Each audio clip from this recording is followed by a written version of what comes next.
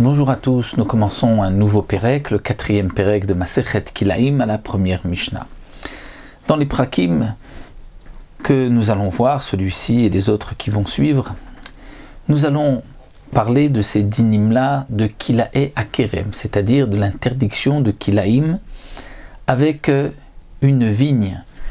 La Torah a interdit, comme nous l'avons vu, les Kilae Zraim, que nous avons étudié dans les premiers prakim, et là maintenant Kilae Akerem, c'est-à-dire nous avons une vigne, nous n'avons pas le droit de planter de la récolte du blé juste à côté. Alors nous allons voir exactement quels sont les détails, quelles sont les conditions, dans quel cas on peut planter à côté d'une vigne, combien doit-on s'éloigner de la vigne, et du kérem, comme nous verrons kérem, c'est lorsqu'il y a plusieurs vignes qui forment un kérem, un groupe, et donc il y a un statut différent. D'une manière générale, la récolte, le blé, l'orge, les céréales, ainsi que les yirakot, sont aussi kilaim avec la vigne. Il y a donc les yirakot, donc les légumes. Il y a donc une interdiction de les semer avec une vigne, donc au milieu de la vigne, mais aussi à côté, dans les Arba Amot. Les Arba Amot, les 4 coudées, les 2 mètres, c'est ce qu'on appelle la Avodat Akerem, c'est-à-dire pour pouvoir travailler autour de la vigne. On avait l'habitude de labourer autour des vignes afin que l'eau puisse pénétrer plus en profondeur, et aussi au moment où on va récolter et couper le raisin, il fallait de la place pour mettre une charrette. Donc les 4 amotes autour d'une vigne font partie de la vigne elle-même. Il est interdit de semer quoi que ce soit à côté. Ce din-là, c'est lorsque nous avons, comme nous l'avons expliqué, kérem, c'est-à-dire plusieurs vignes qui sont plantées. Et comme nous le verrons par la suite, il y a un ordre particulier. Mais si nous avons une seule vigne, alors là, il suffira de s'éloigner d'une ama de 6 fachim et ensuite de semer ou de planter juste à côté.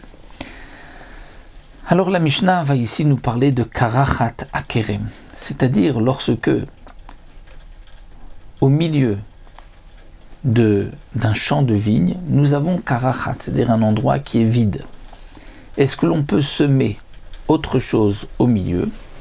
Alors, Machloket Bet Shammai Bet Hillel. Bet Shammai Omrim 24 amot, Bet Hillel Omrim 16 ama. Pour Bet Shammai, s'il y a 24 amot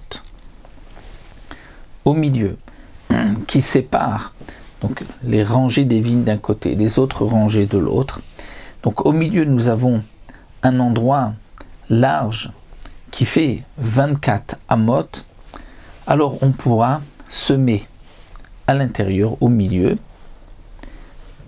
une autre espèce de la récolte ou des légumes. Pour Bet Hillel, même si nous n'avons que 16 amot, c'est suffisant. Comment va-t-on arriver à ce calcul?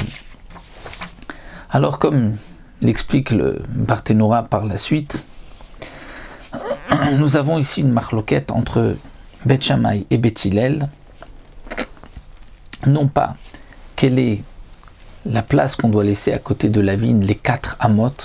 Là aussi bien Bet Shammai et Bet Hillel sont d'accord qu'il faut laisser donc de chaque côté, là où il y a des vignes, 4 amot, ensuite 4 amot, on a déjà 8 amot. La marloquette, c'est la surface que nous avons au milieu. Combien doit-elle être large afin qu'on ne dise pas qu'elle s'annule à la vigne? Et si elle s'annule, donc on ne pourra pas planter, semer autre chose parce que ça fait partie de la vigne. Alors pour Bet Hillel, lorsque nous avons 8 amot au milieu qui peuvent être divisés en deux, 4 amot et 4 amot, chaque 4 amas est suffisamment et considéré comme étant un endroit suffisamment chachouv, important, et donc on n'a pas besoin de plus que ces 8 amot, puisque même si on divisait 4 amot d'un côté, 4 amot de l'autre, nous avons un champ de 4 amot, surface de 4 amot, qui est suffisante comme étant un endroit à part chachouv. Et donc on pourra semer cet endroit. S'il y a moins que 8 amot au milieu, s'il y a 7, eh bien on pourrait diviser 3,5, 3,5, et 3,5 ce n'est pas suffisamment chachouv, ça s'annule d'un côté, 3,5 s'annule de l'autre.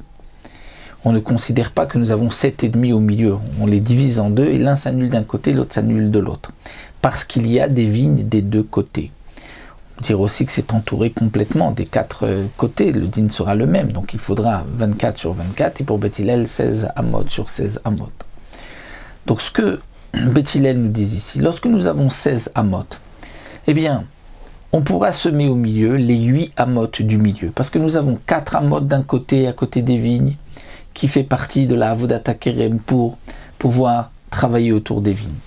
4 amot de l'autre côté des autres vignes, c'est aussi pour la Avodat HaKerem. Il nous reste au milieu 8 amot. 8 amot, c'est un champ qui est suffisamment chachouv, important, et on peut semer le milieu. Pour Beth Shammai, 8 amot ne suffit pas. Pourquoi? Il faut, pour Beth Shammai, 16 amot au milieu, parce qu'un champ doit faire minimum 8 amot. Donc si on a moins que 16, on a 15, on va diviser 7,5 d'un côté, 7,5 de l'autre, 7,5 s'annule d'un côté, 7,5 s'annule de l'autre. Pour qu'il puisse y avoir au moins un champ chachouv de 8 d'un côté, 8 de l'autre, qui ne s'annule pas sur les côtés. Donc il nous faut au milieu 16 amot vides, plus 4 amot d'un côté, pour pouvoir, ce qui est appelé la Avodat HaKerem, c'est-à-dire pour travailler la vigne, et de l'autre côté aussi, donc on arrive au chiffre de 24. Donc reprenons dans les mots de la Mishnah, c'est simple. Karachat HaKerem, c'est au milieu de la vigne, donc des vignes, il y a plusieurs vignes, des rangées de vignes. Il y a un endroit qui est vide au milieu. Alors Beth Shammai nous dit 24 amot, on pourra semer au milieu. On semera combien? 16 amot au milieu. Beth Hillel omrim shesh esrei ama, et on va, s'il y a 16 amot, on va pouvoir semer au milieu 8 amot.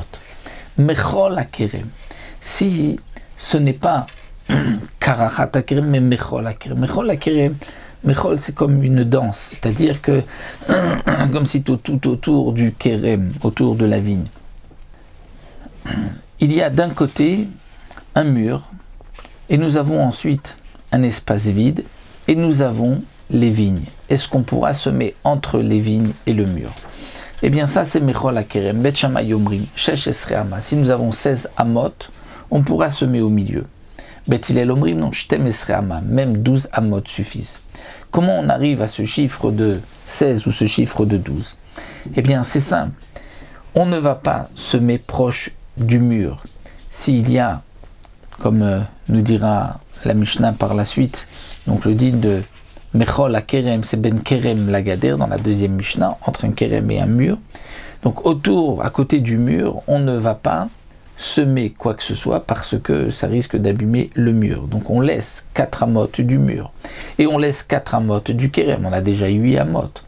Donc pour Beth Shammai, un champ chachouv, nous avons vu que c'est 8 amot. Donc 4, 8 et 4, ça nous donne 16 amot. C'est ce que nous disent Beth Shammai. S'il y a 16 amot, on pourra semer les 8 amot du milieu. Beth Hillel omrim shtem esrei ama, puisque comme nous l'avons vu pour Beth Hillel, 4 amot, c'est déjà un champ chachouv, ça ne s'annule pas d'un côté avec les kramim, avec les vignes. Donc on va laisser 4 amot à côté des vignes, 4 amot au milieu on pourra semer, et 4 amot proche du mur où on ne va rien semer. Ça nous fait en tout 12 amot. Vezoi Karachat HaKerem, qu'est-ce qui est appelé Karachat HaKerem? C'est Kerem Shecharav Memtsao, comme nous l'avons vu le premier cas de la Mishnah, où le Kerem, il a été Charav, c'est-à-dire qu'il a été, on va dire, déraciné, ou bien qu'on n'avait jamais semé, mais c'est-à-dire en général, un Kerem, on va semer toute la surface, toute la superficie, mais au milieu, on va dire qu'il y a eu des vignes qui ont été arrachées. Eh bien, Imen Sham, Shesh Esrei ama, s'il n'y a pas 16 amot, donc d'après Beth Hillel, lo yavizera lesham, on ne pourra pas semer, amener d'autres graines au milieu. Ayusham Shesh Esrei ama, s'il y a 16 amot, notim la avodat avzot amuta, on laisse de quoi faire travailler la terre, les vignes de chaque côté, donc 4 amot et 4 amot, et on va semer ce qui est au milieu, les 8 amot, lorsque c'est au milieu où il y a de part et d'autre des kramim des vignes. Ça c'est donc la Shita de Beth Hillel que nous avons vu ici dans notre Mishnah. Nous verrons dans la deuxième Mishnah le din de Mechol HaKerem que nous avons déjà donc bien expliqué dans cette première Mishnah.